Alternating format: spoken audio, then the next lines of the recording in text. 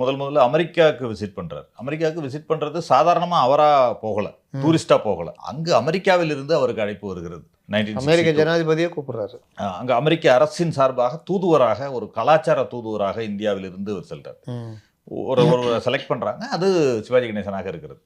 அப்படி இருக்கும் பொழுது இவர் அங்கே செல்றார். அங்கே செல்லும் பொழுது அங்கே அவருக்கு ஒரு கௌரவம் கிடைக்கிறது. என்ன கௌரவம்னா, ஒரு நாள் நயகராவுடைய மேயராக, நயகரா நகரத்தினுடைய மேயராக நியமிக்கிறார். அது மாதிரி ஒரு கௌரவம் கொடுக்குறாங்க. போனவுடனே அந்த தங்க சாவி அந்த இதோட, ஆனால் ஒரு நாள் ஃபுல்லாகவே அவர் மேயராக ஆக்ட் பண்ணலாம். அந்த மாதிரி ஒரு வாய்ப்பு இவருக்கு கிடைத்தது அங்கே போகிறப்ப. அது மட்டும் இல்லாமல் ஹாலிவுட்டுக்கு விசிட் பண்ணுறாரு.